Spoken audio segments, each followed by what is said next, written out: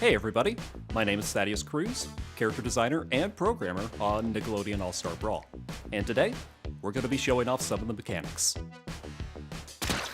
This game is a platform fighter, meaning that the objective is to ring out your opponent. Ringing out an opponent has everything to do with their percentage. At low percents, they won't go very far at all. At high percents, they'll go flying. You won't want to go all out to begin with. You'll need to start out with light attacks. Light attacks are the options you use to build percentage. And like you'll see with most attacks, they come in pairs of 3.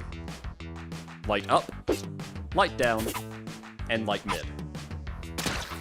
Once you've built up enough percent, you can move on to strong attacks. These two come in up, down, mid. For the most part, these kinds of moves will be fairly similar across the cast. Where characters really diverge is in their specials.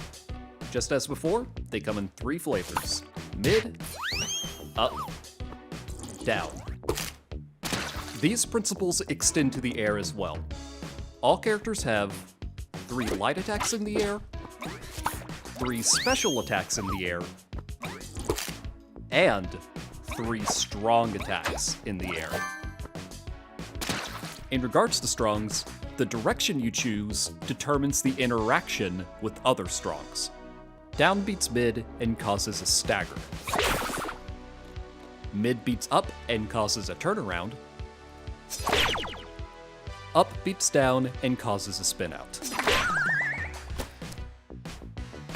The primary exception to the directional system is in the form of dash attacks. Once you build enough speed on the ground, you will see a dashing effect. This indicates that you can perform a dash light or a dash strong. Of note, on hit, these attacks can be cancelled into anything. In addition to attacks, grabs also fall into this directional system. Or more specifically, throws. While holding something, you're able to move around freely. And if you're on the ground, get a jump out. What's more, you can actually grab in the air, even after a double jump. And just like the ground, you could throw in the air. Guarding in this game is indefinite. There is no penalty for holding it down.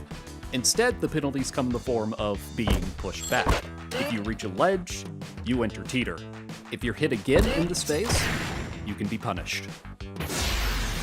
A guard can become more effective by either timing it to the hit, or by holding in the direction of the attack. Doing both initiates a perfect guard, where you can react immediately. But you won't need to guard all the time, especially if somebody's coming at you with projectiles. Instead, just hit them right back. The projectiles in this game follow a leveling system, in that the more they're redirected, the more powerful they become. And that's not all. Those grabs from before, you didn't think they were just for players. In regards to movement, at all times characters have the freedom to turn. Both on the ground and in the air. This turning system can be locked by holding strafe. Using the left trigger on most controllers, you will put your character into a state where they are incapable of turning at all, both on the ground and in the air. The benefits of not strafing include being able to do all of your aerials in multiple directions. On the flip side, a benefit of strafing is that you're able to do full retreating attacks without compromising movement whatsoever.